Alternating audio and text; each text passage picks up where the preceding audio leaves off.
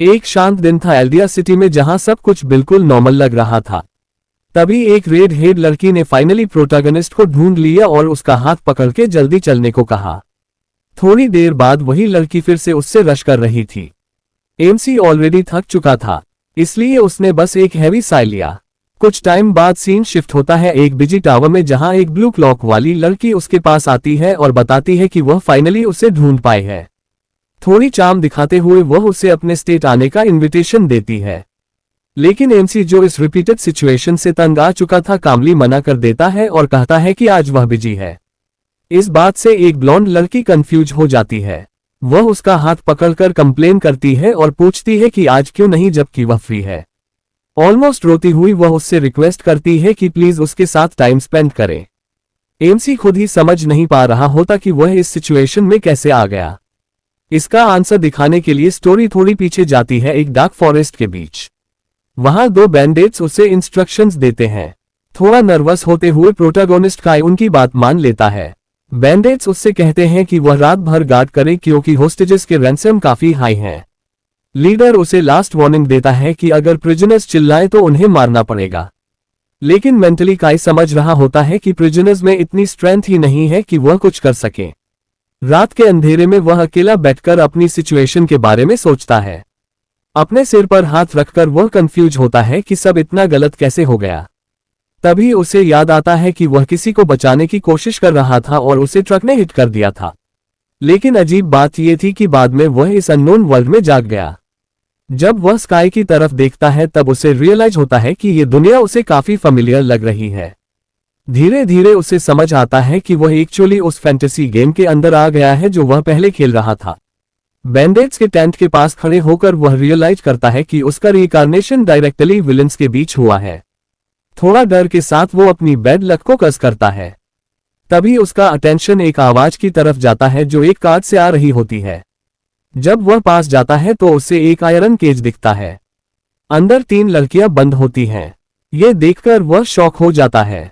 Game की story याद करते हुए उसे पता होता है कि यह सारे विलन्स आगे जाकर मार दिए जाएंगे, इसलिए यहां रहना डेंजरस है। बिना टाइम वेस्ट किए वो डिसाइड करता है कि उसे जल्दी से एस्केप करना चाहिए।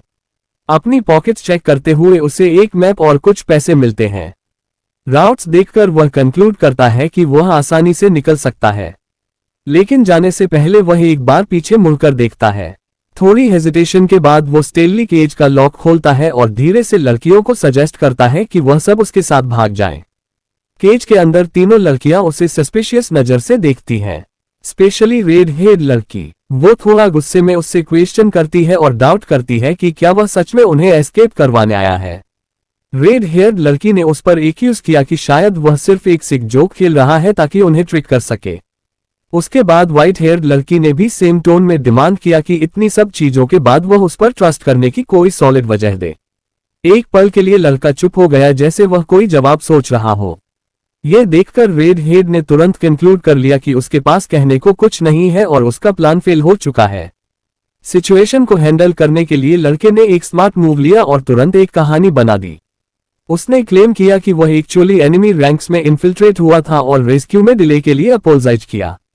अंदर से वह जानता था कि यह एक झूठ है, लेकिन उसके लिए इस वक्त उनका ट्रस्ट जीतना सबसे इंपॉर्टेंट था। जल्दी करते हुए उसने ग्रुप को वार्न किया कि अगर वह पकड़े गए तो सबसे पहले उसकी ही जान जाएगी। तभी रेड हेड लड़की ने बताया कि उसकी लेग इंजर्ड है और वह भाग नहीं सकती। उसके बाद प्लेटिनम ब्लॉन्ड ने कन्फेस किया कि वह कंप्लीटली ब्लाइंड है।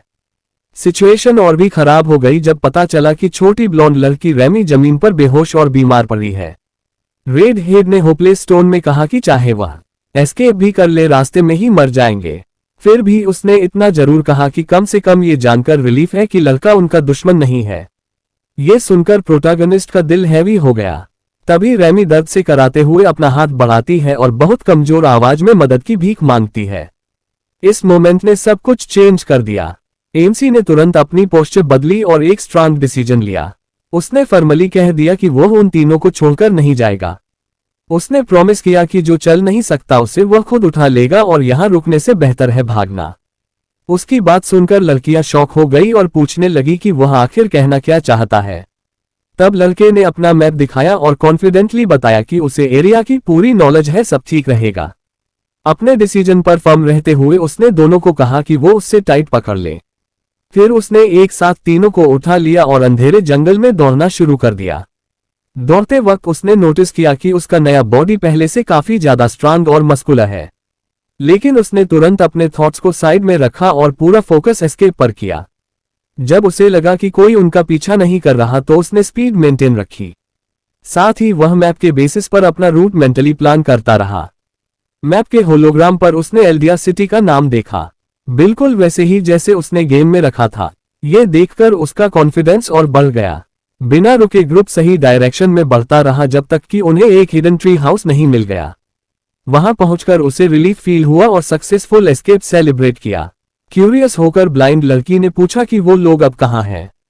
स्माइल के साथ लड़के ने बताया कि यह एक सीक्रेट हाइड आउट है जो उसने खुद बनाया था। फिर वह एक मैजिकली लॉक्ड डोर के सामने खड़ा हुआ और पासवर्ड याद करने की कोशिश करते हुए लड़कियों को थोड़ी देर वेट करने को कहा। वो पोर्टल के पास गया, मैजिक सील पर हाथ रखा और वही कीवर्ड टाइप किया जो उसने गेम में यूज किया था। तुरंत डोर ब्लू लाइट से ग्लो करने लगा और सबके लिए सेफ एंट्री ओपन हो गई। अंदर जाते ही उसने एडमिट किया कि उसे खुद यकीन नहीं हो रहा था कि यह जगह सच में एक्सिस्ट करती है। बिना टाइम वेस्ट किए उसने छोटी ब्लॉन्ड रैमी को बेड पर लेटा दिया ताकि वह रेस्ट कर सके। ये सब देखकर रेड हेड लड़की हैरान रह गई और उसने कमेंट किया कि लड़का डेफिनेटली कोई ऑर्डिनरी इंसान नहीं है। उसके हिसाब से इतनी डेंजरस जगह पर ऐसा ट्री हाउस बनाना ऑलमोस्ट इम्पॉसिबल था। अंदर ही अंदर लड़का अपनी सिचुएशन के बारे में सोचने लगा। लड़के ने उसकी बात से एग्री किया, लेकिन उसने कैजुअली एक्ट करते हुए कहा कि यह कोई बड़ी बात नहीं थी। थोड़ी एंजाइटी के साथ रेड हेड लड़की ने पूछा कि क्या रेमी ठीक हो जाएगी, और उस मोमेंट पर एटमॉस्फेयर हैवी हो गया। तभी अचानक एएमसी को याद आया कि उसने शायद यहाँ कुछ आइटम्स स्टोर किए थे। ये सुनकर इंजर्ड लड़की ने तुरंत पूछा कि क्या यहाँ खाने के लिए कुछ है। लड़का एक वुडन चेस्ट खोलता है और धीरे से मटर करता हुआ कुछ एडिबल चीज ढूंढने लगता है। तब उसे रियलाइज होता है कि सिस्टम बिल्कुल गेम जैसा ही काम कर रहा है और अंदर कुछ पोर्शन सेफ पड़े हुए हैं। वायल्स हाथ में लेते ही उसने अनाउंस किया कि उसे मेडिसिन मिल गई है, लेकिन रेड हेड ने तुरंत उसे स्कोल्ड किया और कहा कि एक नॉर्मल पोर्शन इतनी वीक कंडीशन में किसी को नहीं बचा सकता। इस पर लड़का बिल्कुल काम रहा और उसने उसके हाथ में एक ग्लोइंग पर्पल लिक्विड दे दिया। उसने कैजुअली कहा कि यह कोई ऑर्डिनरी पोर्शन नहीं है और डेफिनेटली काम करेगा। जैसे ही रेड हेड ने उस पोर्शन का कलर देखा, उसकी आंखें शॉक से वाइडन हो गई। अंदर ही अंदर एमसी को समझ आ गया कि यह आइटम काफी रेयर होगा और उसे याद आया कि उसने अपनी इन्वेंटरी में कभी भी यूजलेस चीजें स्टोर नहीं की थी। गेम के हिसाब से यह पोर्शन एक यूनिवर्सल एलेक्सा था जो हेल्थ से लेकर पॉइजन तक सब कुछ कंस्ट्रक्शन कर सकता था और इसे बनाना भी काफी डिफिकल्ट होता था। पोर्शन हाथ में लेते ही दोनों लड़कियां कंप्लीटली शॉक्ड रह गई। एमसी को याद आया कि उसके पास ऐसे 100 से ज्यादा पोर्शंस हैं और वह सोचने लगा कि अगर वह चाहे तो इन्हें बेचकर काफी अमीर बन सकता है। रेड हेड ने डिसबिलीफ के साथ उससे पूछा कि आखिर वो है कौन जो इतनी वैल्यूएबल चीज कैजुअली कैरी कर रहा है। इस पर लड़के ने बस एक स्मग के साथ साय किया और सीधा जवाब दिया कि उन्हें ज्यादा सवाल नहीं पूछने चाहिए, सबके लिए यही बेटर होगा। उसके बाद उसने दोनों को भी पोषण पीने के लिए कहा। पीछे मुड़ते हुए उसने हल्का सा जोक किया कि वह अब और 3 लोगों को उठाकर घूमना नहीं चाहता। फिर भी प्लेटिनम ब्लॉन्ड लड़की थोड़ी डाउटफुल थी और सोच रही थी कि क्या ये लेजेंडरी यूनिवर्सल एलेक्सा सच में एक्सिस्ट करता है। इस डाउट को क्लियर करते हुए एमसी ने उसे एक और वायल दे दिया और कंफर्म किया कि यह उसके लिए भी है। जैसे ही उसने पोषण पिया, वो तुरंत अमेज हो गई और उसे उसका इफेक्ट बिलीव ही नहीं हो रहा था। बेड के पास जाकर लड़के ने छोटी ब्लॉन्ड रैमी की रेलियंस की तारीफ की और उसे भी पोषण दिया। धीरे से वह मैजिकल लिक्विड उसके गले से नीचे गया। सिर्फ एक पल में उसका पूरा बॉडी ब्राइट ग्लो करने लगा जो क्लियरली दिखाता था कि कंस्ट्रक्शन सक्सेसफुल हो गया है। यह देखकर एमसी ने रिलीफ की सांस ली और मैजिक के प्रैक्टिकल इफेक्ट से इंप्रेस भी हुआ। कुछ देर बाद रेमी ने आंखें खोली और बहुत वीक आवाज में उसका शुक्रिया अदा किया। लड़के ने सॉफ्टली उससे कहा कि वह अभी रेस्ट करे क्योंकि पोषण फिजिकल प्रॉब्लम्स कंस्ट्रक्शन करता है लेकिन मेंटल फटीग नहीं। धीरे धीरे रूम में फैला हुआ मैजिकल ग्लो फेड होने लगा। जब एमसी एम्प्ड बॉटल्स कलेक्ट कर रहा था, उसने बाकी दोनों लड़कियों की तरफ देखा। उसकी सरप्राइज के लिए रेड हेड और प्लेटिनम ब्लॉन्ड दोनों ऑलरेडी खड़ी थी, कंप्लीटली हील्ड। ये देखकर लड़का अंदर ही अंदर कैलकुलेट करने लगा कि जब वह उन्हें सेफली घर पहुंचाएगा तो वह कितना बड़ा रिवॉर्ड डिमांड करेगा। लेकिन उसकी सोच तब इंटरप्ट हो गई जब दोनों लड़कियां खुशी के मारे रो पड़ी क्योंकि वह दोबारा देख और चल पा रही थी। थोड़ा ऑकवर्ड फील करते हुए लड़के ने कमेंट किया कि शायद वह काफी टाइम से सफरिंग में थी। रिस्पेक्ट दिखाते हुए उसने डिसाइड किया कि उन्हें थोड़ा स्पेस दिया जाए ताकि वह इस मिरेकल को प्रोसेस कर सके। अगला दिन आने पर एटमॉस्फेयर काफी काम था और बातचीत स्मूथली फ्लो होने लगी। इसी कॉन्वर्सेशन के दौरान एमसी को पता चला कि उन्हें एल्डिया सिटी से किडनैप किया गया था। ये सुनते ही उसने तुरंत नोट किया कि सिचुएशन उसके सोच से ज्यादा सीरियस है। जब उसने डिस्टेंस चेक किया तो उसे पता चला कि यह जगह उनकी सिटी से 2 शहरों से भी ज्यादा दूर है। सर खुजलाते हुए उसने कैजुअली बोल दिया कि वापस का सफर काफी लंबा होने वाला है। इस बात पर रेड हेड लड़की थोड़ी इरिटेट हो गई और उसने टोंट करते हुए कहा कि इस बारे में अपने दोस्तों से कंप्लेन करे क्योंकि यह सब उन्हीं की वजह से हुआ है। थोड़ा फ्रस्ट्रेटेड होकर एमसी ने पूछा कि क्या किसी को टेलीपोर्टेशन मैजिक आता है, लेकिन रेड हेड ने सीधा जवाब दिया कि अगर आता होता तो वह लोग कब के यहां से निकल चुके होते। ये सुनकर लड़का थोड़ा एम्बरेस्ड हो गया और हल्की सी ऑकवर्ड लाफ के साथ उसकी बात से एग्री कर लिया। अपने अस्त्र चेक करते हुए उसने अंदर ही अंदर रिग्रेट किया कि वह अब एक लो रैंक हंटर के बॉडी में है जिसमें कोई खास पावर नहीं है, अपने पुराने ओवरपावर्ड गेम कैरेक्टर के बिल्कुल ऑपोजिट। तब प्लेटिनम ब्लॉन्ड लड़की ने कमेंट किया कि हिस्ट्री में सिर्फ एक ही इंसान था जो टेलीपोर्टेशन मैजिक यूज कर सकता था। अपनी डिसअपॉइंटमेंट छुपाते हुए एमसी ने तुरंत टॉपिक चेंज कर दिया। ग्रुप की तरफ मुड़कर उसने पूछा कि सब लोग आज कैसे फील कर रहे हैं। प्लेटिनम लॉर्ड ने एक जेंटल स्माइल के साथ उसका शुक्रिया अदा किया और बताया कि वह अभी दोबारा देखने की आदत डाल रही है। रेड हेड थोड़ी शर्माते हुए बोली कि उसकी लेग अब बिल्कुल ठीक है और उसने सिंसियरली थैंक्स कहा। फिर उसने थोड़ा एटीट्यूड दिखाते हुए कहा कि उसे रेड हेड कहना बंद करे और अपना इंट्रोडक्शन दिया। वह एक नोबल है जिसका नाम कैरन है। उसके बाद प्लेटिनम ब्लॉन्ड ने भी अपना नाम नैना बताया। थोड़ी देर बाद उन्हें याद आया कि छोटी ब्लॉन्ड लड़की का नाम रेमी है। ये सब सुनकर एमसी के माथे पर पसीना आ गया क्योंकि उसे यह सारे फैंटेसी नेम्स याद रखना काफी मुश्किल लग रहा था। फिर भी फोकस बनाए रखते हुए उसने डिक्लेयर किया कि अब सबसे बड़ा चैलेंज उन तीनों को सेफली उनकी सिटी तक वापस ले जाना है। कॉन्फिडेंट टोन में कैरन ने पूछा कि क्या वो उन्हें विलेन से प्रोटेक्ट करेगा, लेकिन एमसी ने उसकी एक्सपेक्टेशंस तोड़ दी और क्लियरली कहा कि वह किसी चीज की गारंटी नहीं दे सकता। यह सुनकर कैरन शॉक हो गई और गुस्से में पूछने लगी कि वह इतना कोल्ड जवाब क्यों दे रहा है। सीरियस एक्सप्रेशन के साथ लड़के ने समझाया कि रियल फाइट में कभी भी विक्ट्री गारंटीड नहीं होती। अंदर ही अंदर वह जानता था कि अब कोई गेम नहीं रहा, इसलिए वह नेसेसरी फाइट से बचना चाहता था, इवन अगर उसे वर्ल्ड का नॉलेज हो। उसने और एक्सप्लेन किया कि उन्हें एनिमीज की एग्जैक्ट नंबर या स्ट्रेंथ का कोई आइडिया नहीं है, इसलिए सेफेस्ट प्लान यह है कि जितना हो सके ट्रबल अवॉइड किया जाए। उसने कामली ऐड किया कि यहाँ सबके पास सिर्फ एक ही लाइफ है और अगर वह खत्म हो गई तो सब खत्म। डिटरमिन होते हुए उसने प्रॉमिस किया कि वह पूरी कोशिश करेगा कि बिना लड़े ही वह लोग सेफली एस्केप कर सके। कैरन, जो हमेशा ब्लंट थी, ने सीधा पूछ लिया कि क्या उसके पास कोई सॉलिड प्लान है।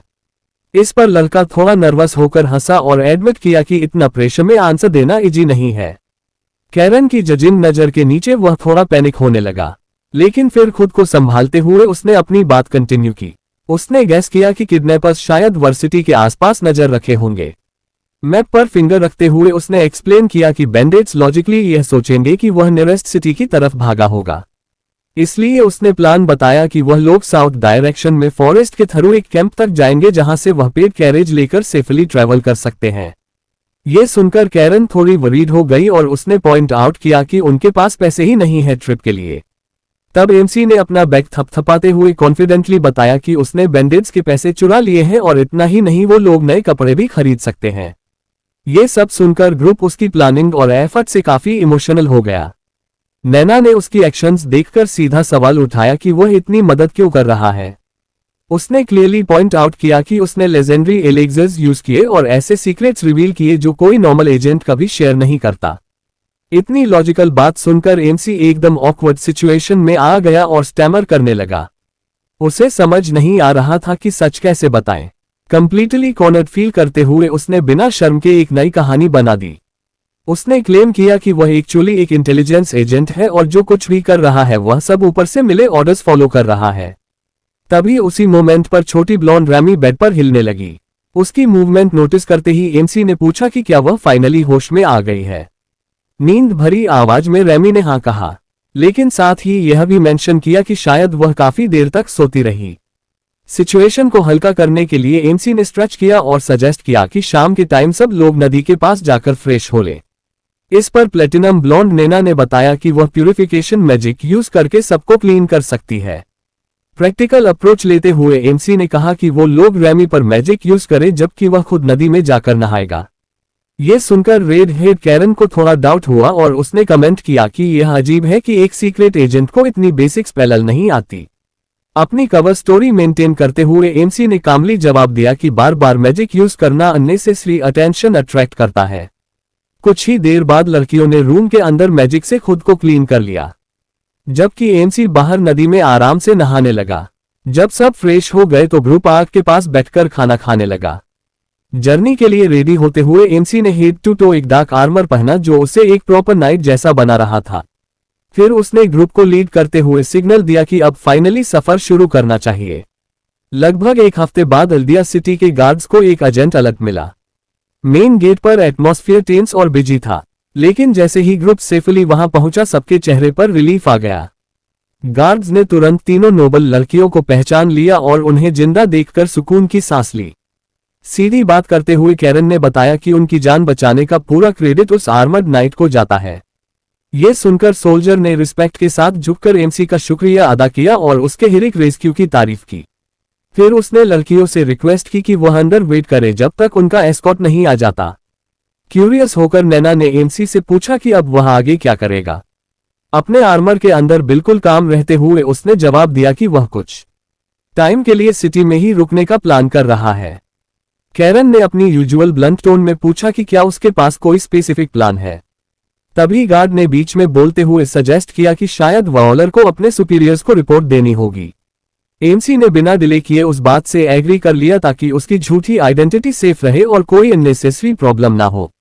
गार्ड ने इंसिस्ट किया कि हीरो को अपना रिवॉर्ड लेना चाहिए, लेकिन एमसी ने टाइम की कमी का रीजन देकर मना कर दिया। सच तो यह था कि हेलमेट के पीछे वह काफी एग्जॉस्टेड फील कर रहा था और बस एक आरामदायक बेड पर सो जाना चाहता था। जाने से पहले उसने लड़कियों को वार्न किया कि वो ऑर्डर्स फॉलो करे और घर पहुंचने तक अपनी गार्ड डाउन ना करे। कैरन ने स्माइल के साथ उसकी बात एक्सेप्ट की और एक बार फिर उसका दिल से शुक्रिया किया। एक प्यारे जेस्चर में एमसी ने रेमी के सर पर हाथ फेरा और उससे गुड बाय कहा। रेमी थोड़ी ब्लश कर गई और चुपचाप सर हिलाकर रिस्पॉन्ड किया। लड़कियों को गार्ड्स के हवाले करके एमसी वहां से मुड़ गया और बिना पीछे देखे चल पड़ा। पीछे से सोल्जर ने उसे रोकने की कोशिश की ताकि वह प्रॉपर्ली थैंक्स दे सके, लेकिन तब तक एमसी तेजी से वहां से दूर निकल चुका था। एमसी ने बिना पीछे देखे कामली कह दिया कि वह बस सिटी के अंदर जाकर क्वाइटली डिसअपीयर हो जाएगा। गार्ड कैप्टन ने रिस्पेक्टफुली उस मिस्टीरियस वॉरियर को वेलकम किया, जबकि बाकी सोल्जर्स उसे भीड़ में गायब होते हुए बस शॉक में देखते रह गए। कुछ पल के साइलेंस के बाद कैप्टन ने धीरे से मटर किया कि वह आदमी बिल्कुल अनबिलीवेबल है। उसके माथे पर ठंडा पसीना आ गया और उसने डिक्लेयर किया कि वो आर्मर्ड नाइट कोई आम इंसान नहीं बल्कि एक मॉन्स्टर जैसा पावरफुल है। अपनी बात जस्टिफाई करते हुए उसने बताया कि उसने अपनी अप्रेजल स्किल यूज की थी और उस वॉरियर के पास एक हाई रैंक आइटम डिटेक्ट किया था। सिचुएशन और भी सीरियस तब लगने लगी जब कैप्टन ने ऐड किया कि जिस डंजन से यह आइटम आता है उसे सिर्फ 2 एलीट क्लैंस ही क्लियर कर पाए हैं।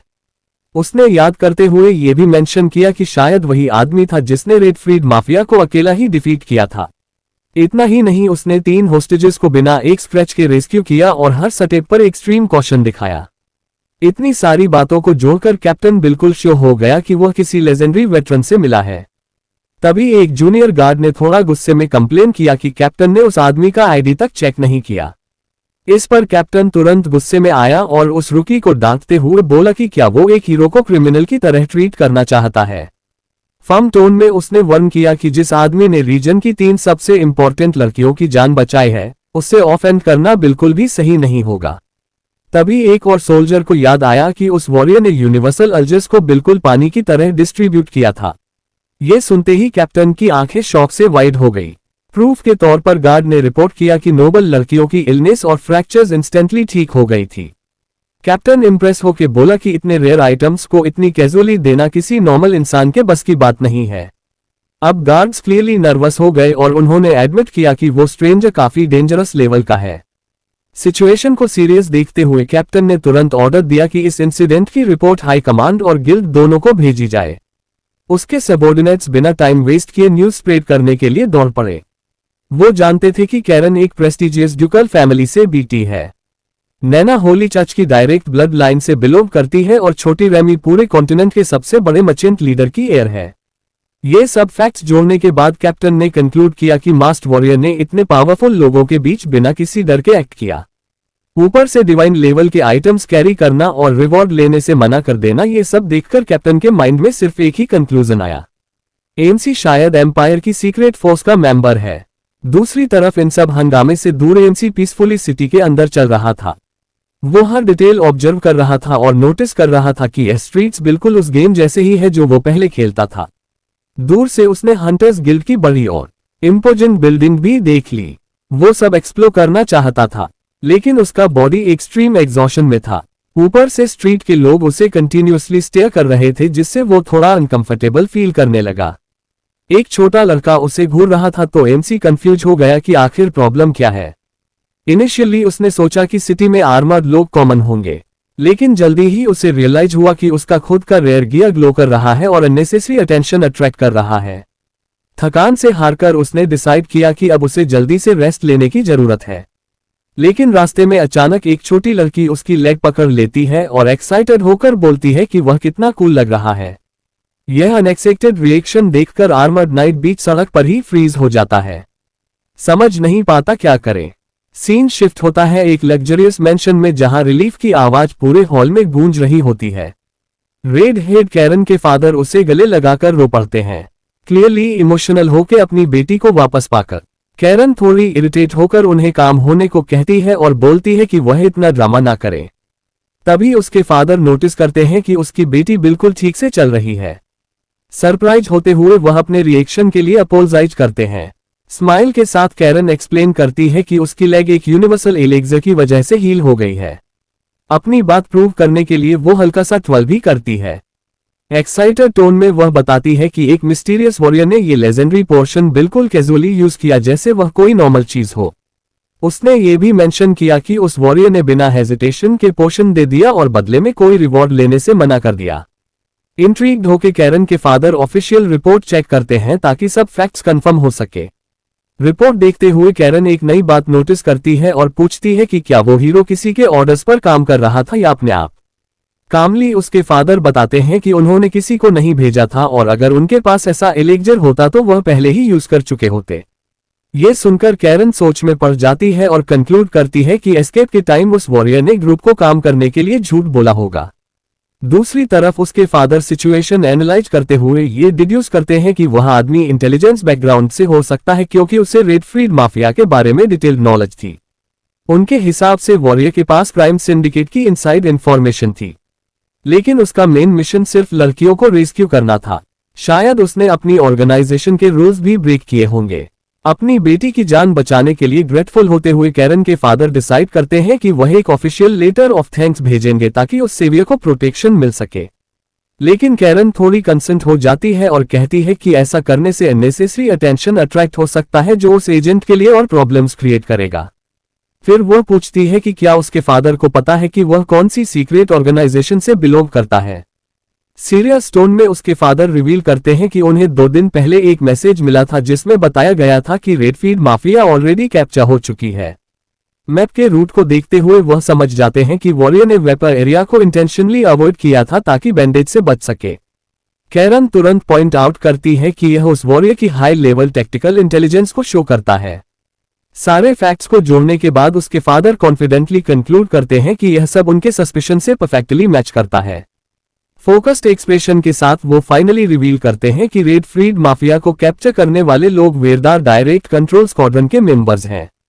ये नाम सुनते ही कैरन शॉक हो जाती है, क्योंकि यह एम्पायर की सबसे फियर्ड फोर्स मानी जाती है।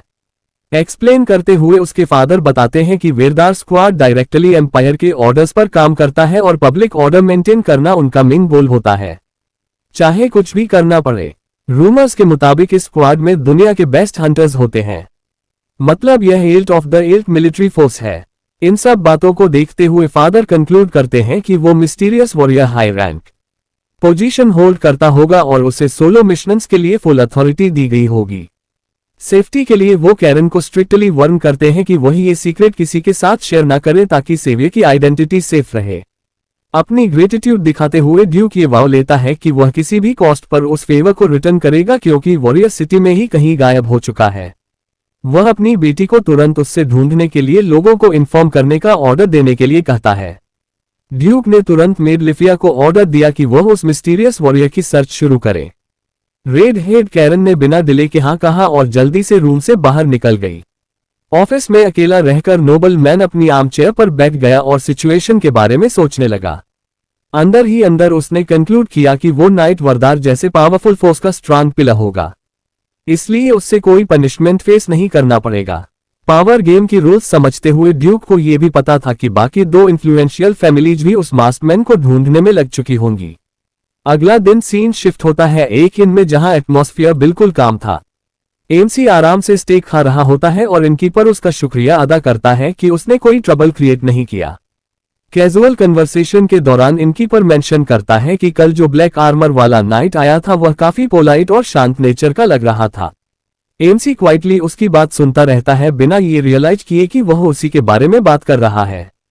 बातचीत का फायदा उठाते हुए इनकीपर पूछता है कि क्या लड़का दूर से आया है और एमसी सिंपली नड कर देता है।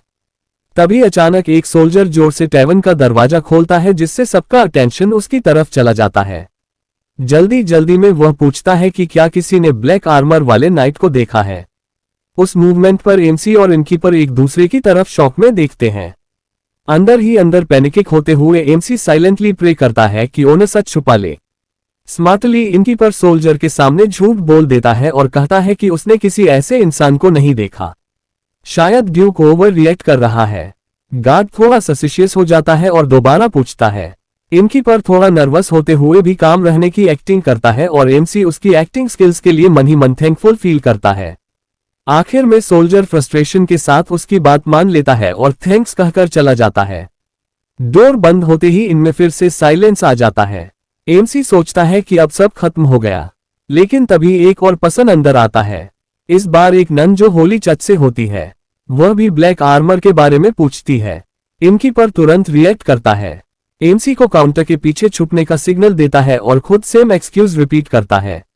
नन उसकी बात मानकर पोलाइटली थैंक यू कहकर चली जाती है, लेकिन सिचुएशन यही खत्म नहीं होती। कुछ ही पल बाद मर्चेंट काउंसिल का एक सोल्जर भी अंदर आ जाता है। एमसी ऑलमोस्ट रो पड़ता है और डर के मारे काउंटर के पीछे कल हो जाता है ताकि कोई उसे देख ना ले। इनकीपर फिर से अपना सेम एक्सक्यूज यूज करता है और इस बार भी लड़के को बचा लेता है। गार्ड थककर फाइनली वहां से चला जाता है अपनी फेलियर पर रिग्रेट करते हुए। जब सब लोग चले जाते हैं इनकीपर धीरे से एमसी को बाहर आने के लिए बुलाता है। लड़का डर के साथ बाहर निकलता है, अभी भी शॉक में होता है और समझने की कोशिश कर रहा होता है कि यह सब क्या हो रहा है। इनकीपर अपना सर पकड़कर पूछता है कि उसने ऐसा क्या क्राइम कर दिया है जो सिटी की 3 सबसे बड़ी पावर्स उसके पीछे पड़ गई हैं। कंफ्यूज्ड एमसी बार बार कहता है कि उसे खुद नहीं पता कि यह सब क्यों हो रहा है। शायद उसने बिना समझे कोई बड़ी गलती कर दी है। सिचुएशन से परेशान होकर इनकीपर उससे बोलता है कि वह जल्दी से कुछ सॉल्यूशन निकाले वरना उसका टैवन बंद हो सकता है। इस मेस में फंसकर एमसी बस ये सोचता रहता है कि कैसे वह सबकी नजरों से गायब हो सकता है। दूसरी तरफ कैरन के घर में उसकी बड़ी बहन उसकी लेग चेक कर रही होती है ताकि कंफर्म हो सके कि सब ठीक है। काम टोन में कैरन बताती है कि अब उसकी लेग में बिल्कुल भी दर्द नहीं है। कैरन ने कामली बताया कि अब उसकी लेग में बिल्कुल भी दर्द नहीं है और वो पूरी तरह हील हो चुकी है। बेड पर बैठकर उसने अपनी बड़ी बहन का शुक्रिया अदा किया और कन्फेस किया कि उसे उनकी पुरानी रूटीन मिस होगी। बहन ने स्माइल के साथ उसकी रिकवरी सेलिब्रेट की, लेकिन उसने भी एडमिट किया कि उनकी पुरानी आदतों के बिना थोड़ा खालीपन फील हो रहा है। टॉपिक चेंज करते हुए कैरन फिर से मार्श वॉरियर के बारे में सोचने लगती है। कंसर्न टोन में वह कहती है कि इतना नोटिसेबल आदमी अब तक पूरी सिटी में कैसे नहीं मिला। उसके हिसाब से हीरो जानबूझकर सर्च से बच रहा है। उसकी बहन भी उसकी बात से एग्री करती है और बताती है कि उनके फादर भी यही सोच रहे हैं। थोड़ी धीमी आवाज में कैरन अपनी टेंशन शेयर करती है कि कहीं सेवियर को लेजेंडरी एलिक्सिर यूज करने के लिए पनिशमेंट ना मिल जाए। उसे याद आता है कि नाइट ने उस पोर्शन को अपना पर्सनल स्टॉप बताने की कोशिश की थी, जैसे वह अपनी असली आइडेंटिटी और ऑर्गेनाइजेशन से कनेक्शन छुपाना चाहता हो। डीप साई लेते हुए कैरन एक्सप्रेस करती है कि वह होप करती है कि उसे कोई सीवियर पेनल्टी ना मिले। माहौल थोड़ा हल्का करने के लिए उसकी बहन टीज करती है और कहती है कि कैरन इतनी वरिड और क्यूट बहुत कम लगती है। कैरन थोड़ा एम्बरेस्ड होकर आर्ग्यू करती है कि हीरो ने सबको अकेला रेस्क्यू किया है, इसलिए वह इतनी कंसर्न शो कर रही है। शर्म से लाल होकर वह अपने आर्म्स क्रॉस कर लेती है और अपनी बहन की टीजिंग से कंप्लेन करती है। कैरन के पॉइंट ऑफ व्यू से हीरो ने अपनी जान रिस्क में डालकर उन सबको बचाया, चाहे उसे अपनी ऑर्गेनाइजेशन का डेंजर क्यों ना फेस करना पड़े। वो ये भी मेंशन करती है कि नैना और रैमी के फैमिलीज भी उस सेवियर के बारे में सेम कंसर्न शेयर कर रहे थे, लेकिन फिर भी वह इंसिस्ट करती है कि सबसे ज्यादा उसी को फर्क पड़ता है। इस पर उसकी बहन हंस पड़ती है और मजाक में बोलती है कि यह तो क्लियरली प्यार लग रहा है। दूसरी तरफ इनमें ओनक एमसी को रीअश्योर करने की कोशिश करता है और कहता है कि उसने कुछ गलत नहीं किया, लेकिन सिटी में रूमर्स तेजी से फैल रहे होते हैं और ब्लैक नाइट की सर्च और भी इंटेंस होती जा रही है। Old man clearly point out करता है कि इतनी सारी क्लूज के बाद सिर्फ एमसी ही वो मास्क वॉरियर हो सकता है। कॉर्नर फील करते हुए एमसी सोचने लगता है कि अगर यह रूमर्स सच प्रूव हो गए तो उसे क्या पनिशमेंट मिलेगा। वर्स्ट केस सिनेरियो बताते हुए इनकीपर कहता है कि तीनों पावरफुल फैमिलीज उसे हमेशा के लिए सिटी से बैन कर सकती हैं। थोड़ा इमोशनल होते हुए ओल्ड मैन एडमिट करता है कि लड़के को छुपाना उसके कॉन्शियस पर बर्डन बन रहा है, लेकिन वो ये भी एडवाइस देता है कि अभी इन चेंज करना सेफ नहीं होगा। सिचुएशन और खराब तब लगती है जब वह बताता है कि सिटी काउंसिल ने हीरो को पकड़ने के लिए 3 मिलियन का रिवॉर्ड अनाउंस कर दिया है। इतनी बड़ी अमाउंट सुनकर एमसी शॉक हो जाता है और पूछता है कि फिर इनकीपर ने उसे अब तक बिट्रे क्यों नहीं किया। इस पर ओल्ड मैन हंस पड़ता है और एक्सप्लेन करता है कि तीनों फैमिली सीक्रेटली काम कर रही हैं ताकि ज्यादा अटेंशन अट्रैक्ट ना हो। फाइनली इनकीपर सजेस्ट करता है कि एमसी अपना आर्मर पहनकर चुपचाप बाहर निकले और फेस्टिवल का मजा ले। मेंटली एग्जॉस्टेड एमसी हार मानकर उसकी बात मान लेता है और सिर झुकाकर काउंटर से बाहर निकल जाता है। ओल्ड मैन उसे गुड लक विश करता है और कहता है कि जब तक पॉसिबल हो सिटी एंजॉय कर ले। यह आइडिया सुनकर एमसी डिसाइड करता है कि कल सुबह तक जो भी टाइम है उससे एंजॉय करेगा। सिटी की स्ट्रीट्स पर चलते हुए वह सनसेट देखते हुए सिचुएशन में कोई पॉजिटिव साइड ढूंढने की कोशिश करता है। तभी अचानक उसकी नज़र सिटी के एक खास जगह पर पड़ती है जिसे देखकर वो रुक जाता है। चलते चलते एमसी की नज़र एक जॉइंट क्लॉक टावर पर पड़ती है। उसे याद आता है कि पास्ट में वो हमेशा इस टावर पर चढ़कर सेम टाइम पर व्यू एंजॉय करता था। एंट्री फी थोड़ी महंगी होने के बाद भी वह बिना सोचे टिकट बूथ की तरफ बढ़ जाता है। अपनी पुरानी यादों को रिलीव करने के लिए वह धीरे धीरे ऊपर चढ़ना शुरू करता है, रास्ते भर सीनरी एडमायर करता हुआ। जब वह टॉप पर पहुंचता है तो वह हैरान रह जाता है। जहां उसे एक्सपेक्ट था कि जगह खाली होगी, वहां पहले से ही एक और इंसान मौजूद होता है।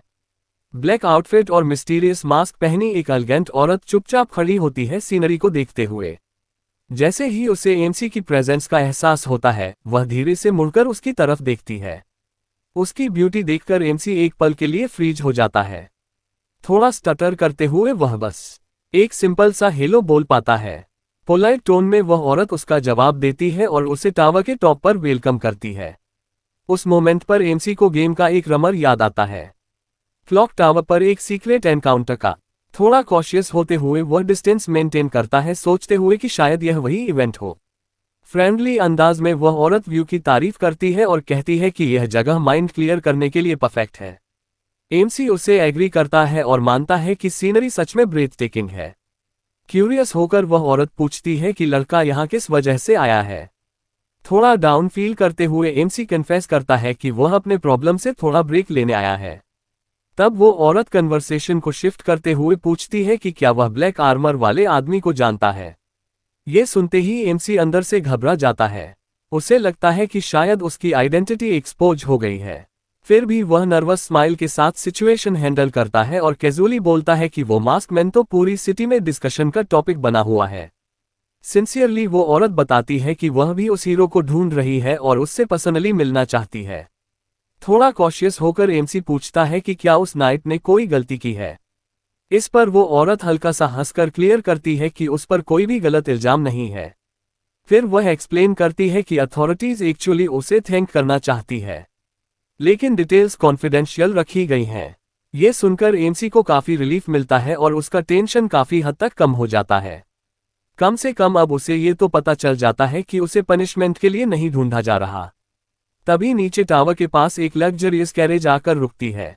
उसे देखकर वो मिस्टीरियस औरत समझ जाती है कि उसकी राइड आ चुकी है। एमसी क्यूरियोसिटी से पूछता है कि क्या वह अभी जा रही है।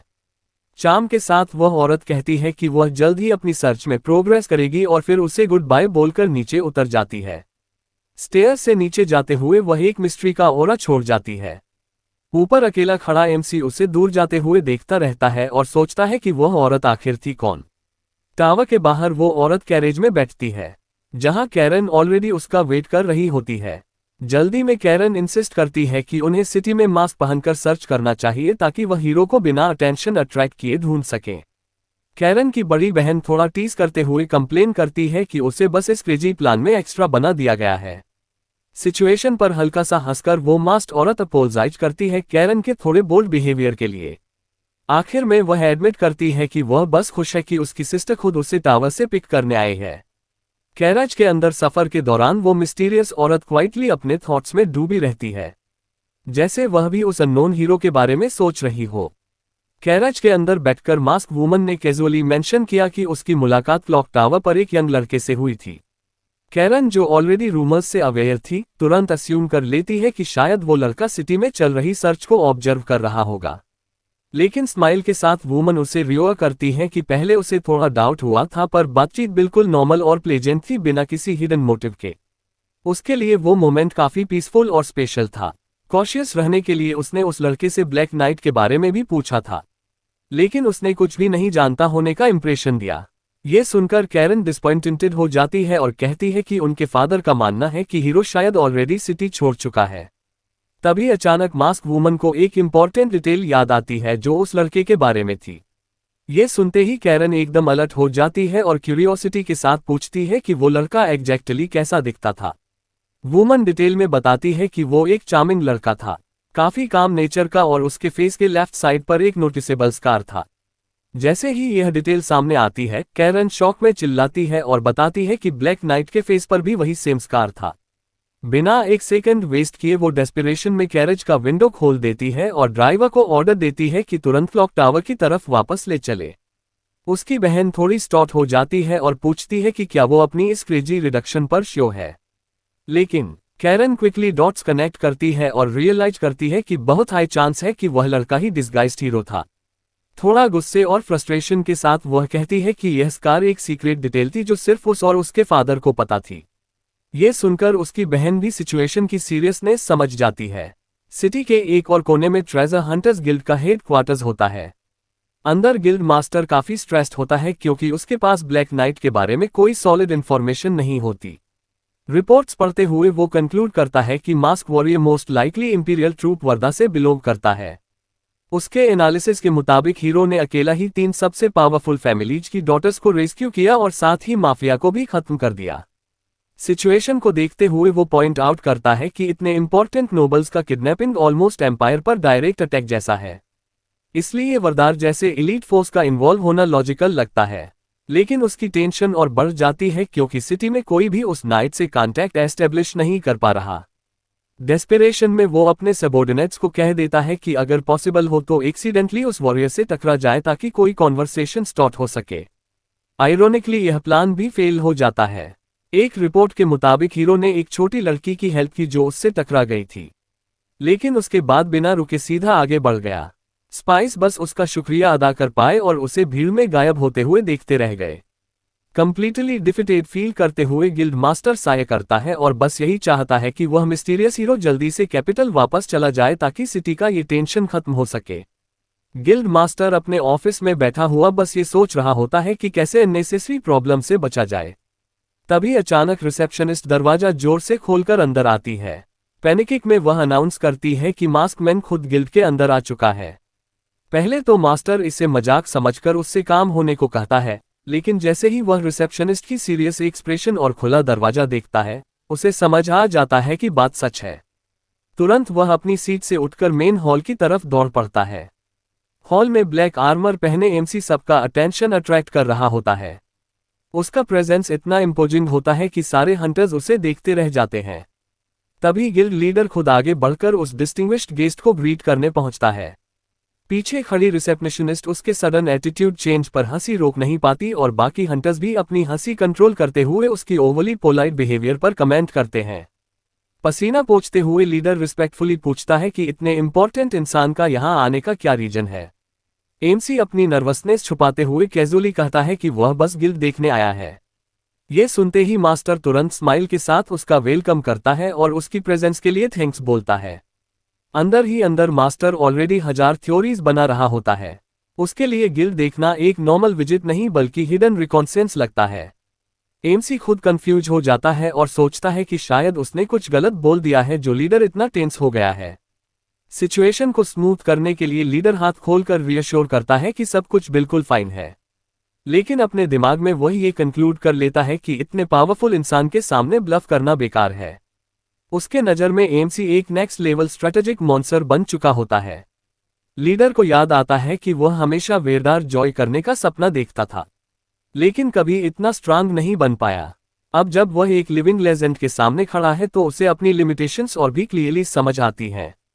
अपनी कंपोजर मेंटेन करते हुए लीडर एमसी को इनवाइट करता है कि अगर वह चाहे तो उसके ऑफिस में आकर और भी जगह देख सकता है। एमसी तुरंत एग्री कर लेता है, सोचते हुए कि यह शायद गिल्ड का नॉर्मल प्रोसेस है। जैसे ही वह दोनों स्टेयर्स चढ़ते हैं, पूरा हॉल गसिप से भर जाता है। टेबल्स पर बैठे हंटर्स तुरंत डिस्कशन शुरू कर देते हैं। कुछ लोग इसे ओवरहाइड व्यूर समझते हैं, लेकिन कुछ एक्सपीरियंस्ड मेंबर्स नोटिस करते हैं कि एमसी का काम डिमिनर किसी डेंजरस इंसान जैसा नहीं बल्कि उससे भी ज्यादा अनसेटलिंग है। उन्हें लगता है कि वह इतना रिलैक्स इसलिए है क्योंकि उसे किसी से डर नहीं है। ये सोचकर उनके रोंगटे खड़े हो जाते हैं और वह कंक्लूड करते हैं कि अगर फाइट हुई तो पूरा गिल्ड भी उसके सामने टिक नहीं पाएगा। कुछ लोग तो ये भी स्पेकुलेट करते हैं कि क्या वह एस रैंक बीस्ट से भी लड़ सकता है। दूसरी तरफ एमसी अंदर ही अंदर परेशान होता जा रहा होता है। उसे लगता है कि लोग उसके बारे में और भी ज्यादा एग्जैजरेशन कर रहे हैं और हर स्टेप के साथ उसका झूठ और बड़ा होता जा रहा है। शॉर्ट विजिट के बाद गिल्ड मास्टर खुद उसे डोर तक छोड़ने आता है। एमसी इतना नर्वस होता है कि उसके कदम हिलने लगते हैं और वह डिसाइड कर लेता है कि वह दोबारा कभी इस जगह नहीं आएगा। बाहर निकलते ही वह अपनी फ्रस्ट्रेशन एक्सप्रेस करता है और सोचता है कि उसने एक्सपेक्ट किया था कि गिल्ड वाले उसे क्वेश्चन करेंगे, लेकिन वहां का एटमॉस्फेयर बिल्कुल ही अजीब था। उस मोमेंट को याद करते हुए वह थोड़ा कांप जाता है क्योंकि उसे लोगों की इंटेंस और ऑलमोस्ट मर्डरस नजरें याद आ जाती हैं।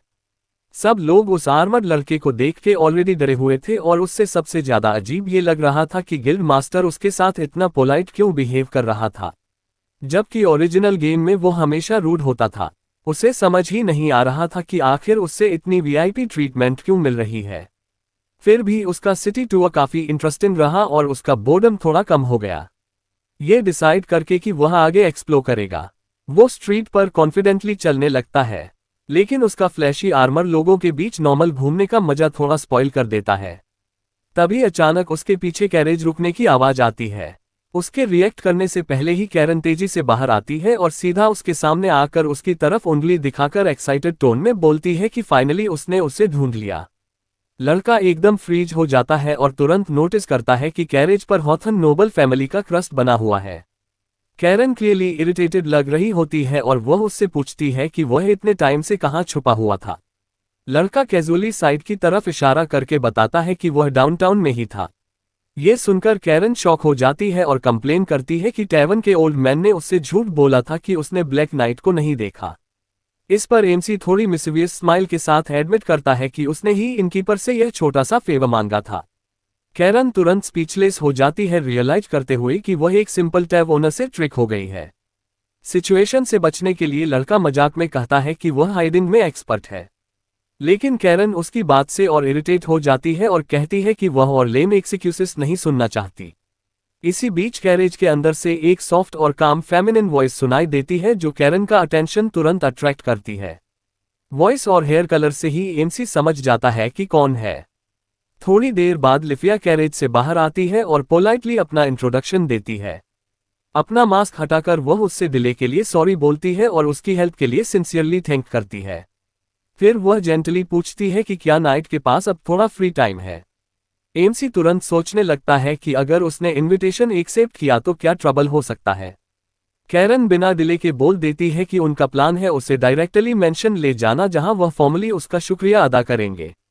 लेकिन लड़का सीधा मना कर देता है और कहता है कि वह बिजी है। अंदर ही अंदर वह फील करता है कि नोबिलिटी के सामने अगर उससे कोई छोटी सी भी गलती हो गई तो उसकी जान भी जा सकती है। उसकी हेजिटेशन देखकर दोनों सिस्टर्स हल्की सी हंसी करती हैं। समझ जाती है कि वह नर्वस है। कैरन फिर उसकी बात इग्नोर करते हुए उसका हाथ पकड़ लेती है। थोड़ी ब्लश करते हुए वह इंसिस्ट करती है कि इस बार वह मना ना करे और उन्हें प्रॉपर्ली थैंक्स कहने का चांस दे। फिर वह उसके आर्मर्ड आर्म को पकड़कर लिटरली उसे खींचते हुए कैरेज की तरफ ले जाती है। आखिरकार लड़का सिचुएशन के सामने सरेंडर कर देता है और कैरेज में बैठ जाता है जैसे अपनी फेट एक्सेप्ट कर रहा हो। रास्ते में कैरन प्राउडली स्माइल करती है जैसे उसने फाइनली एक रन अवे हीरो को पकड़ लिया हो। दूसरी तरफ एमसी को लगता है कि जैसे उसे अरेस्ट करके ले जा रहे हैं। लिफिया कामली एक्सप्लेन करती है कि उसकी हेल्प ने सिर्फ उनकी जान ही नहीं बल्कि उनकी डची की रेपुटेशन भी सेव की है। ये सुनकर लड़का फाइनली समझ जाता है कि इतना सब फंस क्यों हो रहा है और वह एग्री करता है। फिर कैरन टॉपिक चेंज करते हुए उसकी तरफ इशारा करती है और कहती है कि अभी एक इम्पॉर्टेंट बात क्लियर करनी बाकी है। कैरन ने अपनी बात कंटिन्यू करते हुए एक सीरियस डाउट उठाया।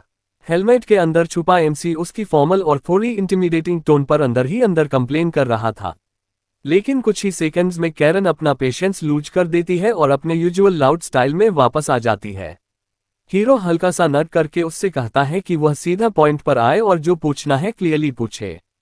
इस पर कैरन बिना घुमाए सीधा सवाल करती है कि क्या उसने रेस्क्यू के टाइम इतनी सारी लेजेंडरी पोशंस बस वेस्ट कर दी। उसके टोन में गिल्ट क्लियरली दिख रहा होता है और वह ये भी अस्यूम करती है कि शायद इसी वजह से एमसी अपनी ऑर्गेनाइजेशन के साथ ट्रबल में आ गया और सिटी से गायब हो गया।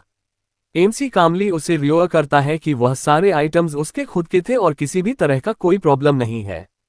ये सुनकर लिफिया विजिबली शॉक्ड हो जाती है और कंफर्म करती है कि वह मैजिकल पोर्शन सच में रियल थे।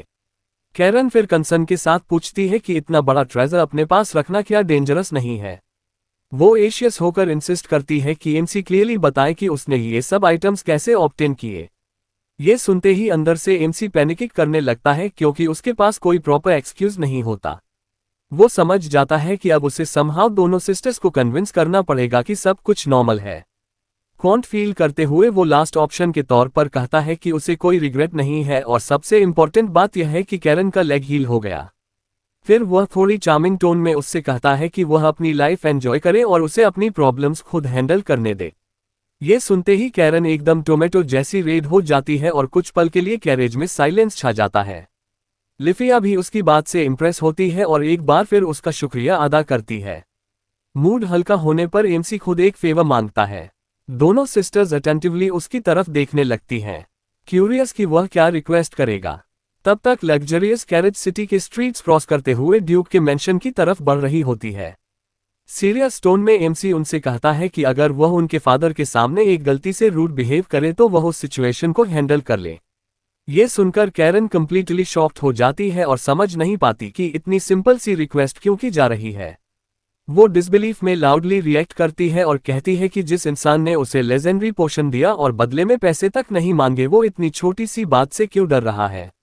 अपनी बात जस्टिफाई करने के लिए एमसी झूठ बोलता है कि वह बस एक नॉर्मल आदमी है और नोबल्स को ऑफेंड करने से बहुत डरता है।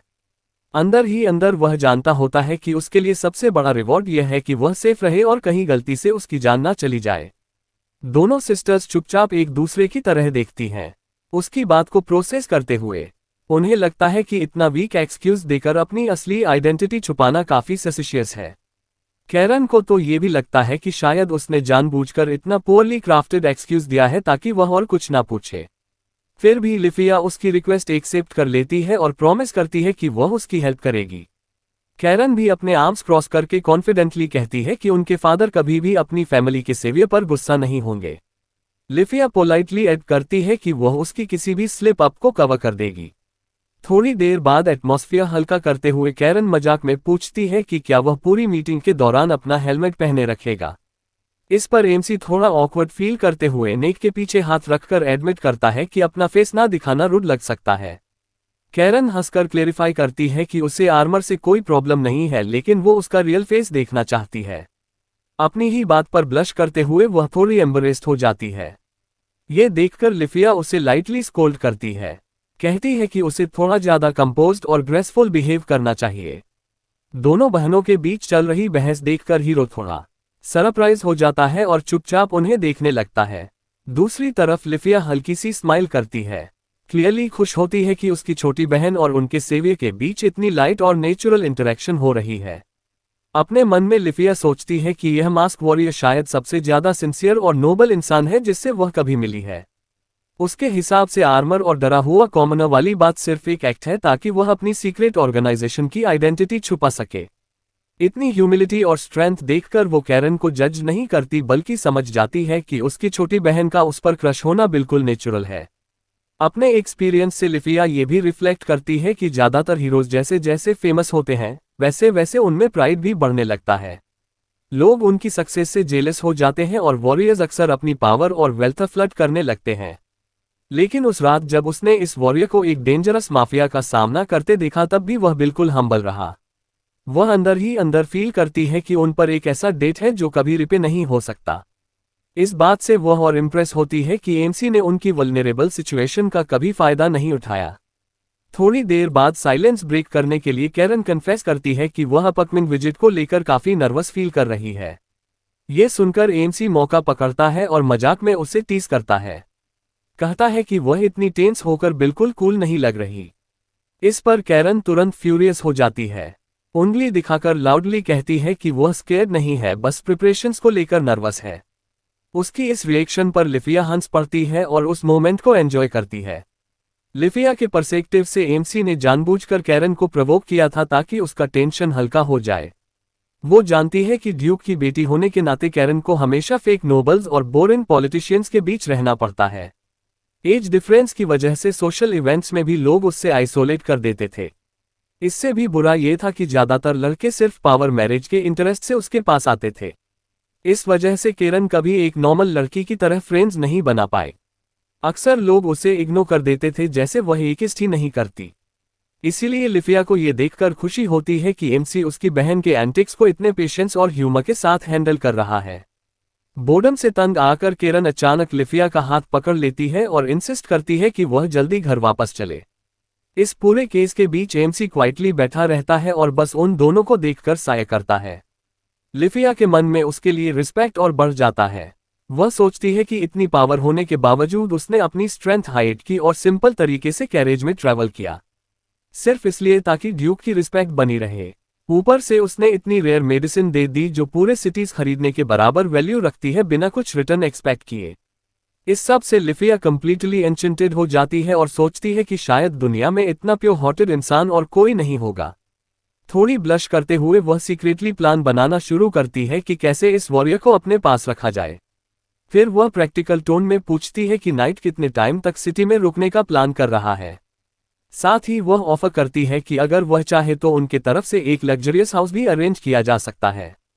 एमसी पोलाइटली सिटी की तारीफ करता है लेकिन कहता है कि उसका स्टे उसके मूड पर डिपेंड करेगा। लिफिया इस वेग आंसर को अपने तरीके से इंटरप्रेट करती है और सोचती है कि शायद वह अपनी सीक्रेट ऑर्गेनाइजेशन के मिशंस पर डिपेंड करता है। वो रिफ्लेक्ट करती है कि जब तक ऐसे नाइट शैडोस में काम करते रहेंगे तब तक पूरा एम्पायर सेफ रहेगा। हीरो से कंप्लीटली मेसमराइज होकर लिफिया के मन में एक थॉट आता है, क्या उसे अपने पास रखना चाहना थोड़ा सेल्फिश होगा। लिफिया के मन में अब एक अजीब सी फीलिंग चल रही होती है। वह सोच रही होती है कि क्या उस वॉरियर को सिटी में अपने पास रखना थोड़ा सेल्फिश होगा, लेकिन अंदर ही अंदर उसे महसूस होता है कि कैरन की स्ट्रांग फीलिंग्स उस पर धीरे धीरे उस पर भी असर डाल रही हैं। दूसरी तरफ एमसी को सिचुएशन की सीरियसनेस का बिल्कुल अंदाजा नहीं होता। वो बस कैरेज के सीट पर कंफर्टेबल रहने की कोशिश कर रहा होता है। कुछ ही देर में कैरेज ड्यूकल मैंशन पहुंच जाती है, जिसका ग्रैंड और रॉयल लुक देखकर कोई भी इंप्रेस हो जाए। एमसी बिना डिले के कैरेज का डोर खोलता है और दोनों सिस्टर्स को रिस्पेक्टफुली उतरने में हेल्प करता है। जैसे ही वह मेन कोटार्ड में एंटर करते हैं, वहां डजन्स ऑफ सर्वेंट्स और सोल्जर्स एक प्रॉपर कॉरिडोर बनाकर उनका वेलकम करते हैं। इतनी ग्रैंड रिसेप्शन देखकर एमसी कंप्लीटली कंफ्यूज हो जाता है और सोचता है कि आखिर यह सब हो क्या रहा है। एक्साइटेड टोन में लिफिया एक्सप्लेन करती है कि यह उनकी फैमिली का हाईएस्ट फॉर्म ऑफ रिस्पेक्ट है। इतनी अटेंशन देखकर एमसी ऑलमोस्ट अपनी टफ गए इमेज लूज कर देता है। अपना पैनिक छुपाते हुए वह वर्णन करता है कि इतना बड़ा शो अनवांटेड अटेंशन अट्रैक्ट कर सकता है। लेकिन लिफिया कॉन्फिडेंटली स्माइल करते हुए कहती है कि अगर किसी को प्रॉब्लम होगी तो गार्ड्स उससे डील कर लेंगे। ये सुनकर एमसी थोड़ा नर्वस हो जाता है, लेकिन फिर भी वह सिचुएशन एक्सेप्ट कर लेता है क्योंकि उसे पता होता है कि नोबिलिटी के रूल्स के हिसाब से वो इस एस्कॉर्ट को रेफ्यूज नहीं कर सकता अगर वह सेफ रहना चाहता है। अचानक हेड मेड और गार्ड कैप्टन स्टोन फ्लो पर घुटने टेक कर उन्हें ग्रीट करते हैं। वो अपने हेड्स बाव करके ब्लैक नाइट के विजिट को अपना ऑनर बताते हैं। थोड़ी देर बाद ओल्ड हाउसकीपर खड़ी होती है और इन्फॉर्म करती है कि मास्टर्स मेन हॉल में वेट कर रहे हैं। लिफिया हल्का सा कर्सी करके उनका थैंक्स करती है और कहती है कि वह और कैरन थोड़ी देर में चेंज करके आएंगी। वो थोड़ा मजाक करते हुए ऐड करती है कि अगर एमसी को किसी हेल्प की जरूरत हो तो वह पास वाले रूम में होगी। कैरन भी एग्री करती है और कहती है कि अगर उनके फादर का रिएक्शन अनएक्सपेक्टेड हुआ तो वह तुरंत सिचुएशन हैंडल करेगी। अब एंट्रेंस पर अकेला छोड़ दिया गया एमसी फिर से टेंशन में आ जाता है और लिटरली पसीना छूटने लगता है। तभी गार्ड कैप्टन तुरंत उसके पास आता है और पोलाइटली उसे गाइड करने लगता है। फॉर्मल टोन में कैप्टन रिक्वेस्ट करता है कि सिक्योरिटी रीजंस के लिए वह उसकी ब्लैक स्वॉर्ड टेम्परेरीली होल्ड कर ले। एमसी बिना हेजिटेशन के स्वॉर्ड दे देता है, जिस पर कैप्टन थोड़ा सरप्राइज्ड हो जाता है और कंफर्म करता है कि क्या वह श्योर है। मूड हल्का करने के लिए एमसी कैजुअली कहता है कि नोबल के घर के अंदर वेपन्स रिमूव करना नॉर्मल बात है। फिर वह थोड़ा कॉन्फिडेंटली ऐड करता है कि वह स्वॉर्ड के बिना ज्यादा डेंजरस है। ये सुनकर सर्वेंट्स और कैप्टन दोनों शॉक हो जाते हैं। कैप्टन के लिए उसकी बात इतनी अनबिलीवेबल होती है कि वह अंदर ही अंदर डर जाता है और उसे लगता है कि यह मास्टर वॉरियर कोई ऑर्डिनरी इंसान नहीं है। हेलमेट के अंदर एमसी बिल्कुल सीरियस होता है। अपने पास्ट को याद करते हुए वह जानता है कि जब वह प्लेयर था तब उसे एक ऐसे बॉडी में रिइंकार्नेट किया गया था जिसमें एब्सेंट फिजिकल एबिलिटीज थी। उसकी रिफ्लेक्सेस इतनी एबनॉर्मल थी कि वेपन्स यूज करने से उसका रिदम डिस्टर्ब हो जाता था।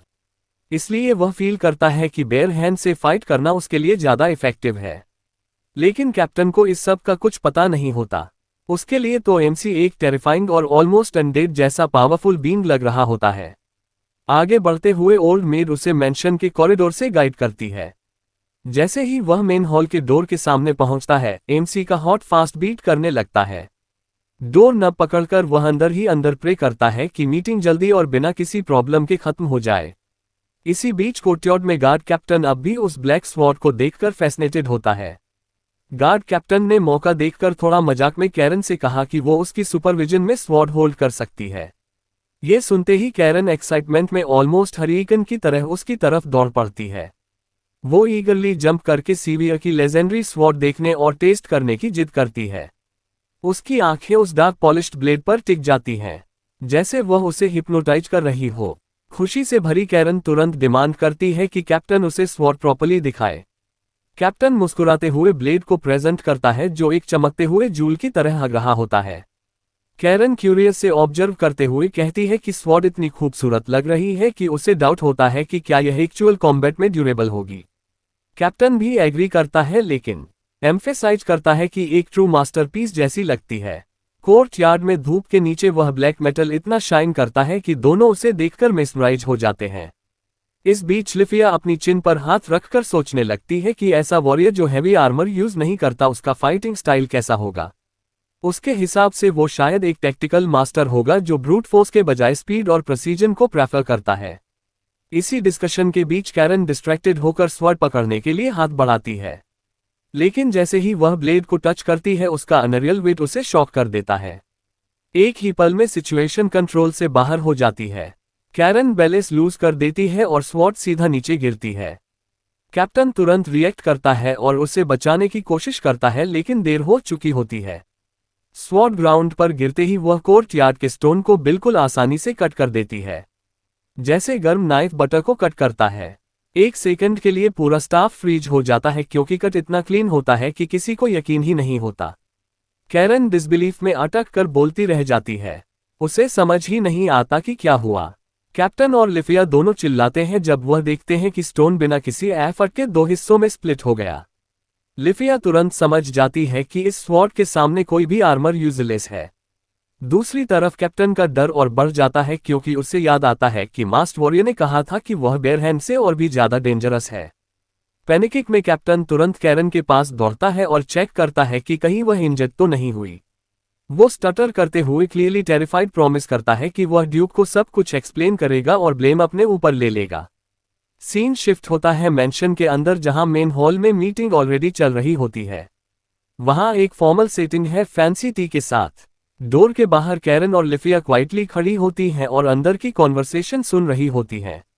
अंदर से ड्यूक की पावरफुल वॉइस सुनाई देती है जो मास्टर हीरो को डीपली थैंक कर रहा होता है। कैरन को तुरंत नोटिस होता है कि उनके फादर का टोन यूजुअल से काफी ज्यादा हम्बल है। लिफिया भी एग्री करती है और कामली एक्सप्लेन करती है कि इसका रीजन ऑब्वियस है। सिर्फ डोर के बाहर खड़े होकर ही वह समझ जाती है कि इतना पावरफुल लॉर्ड भी उस हीरो के सामने झुक गया है। वो रिफ्लेक्ट करती है कि अपनी पॉलिटिकल पोजीशन की वजह से ड्यूक को हमेशा स्ट्रांग और सुपीरियर अपीयर करना पड़ता है ताकि वह कभी वीक ना लगे।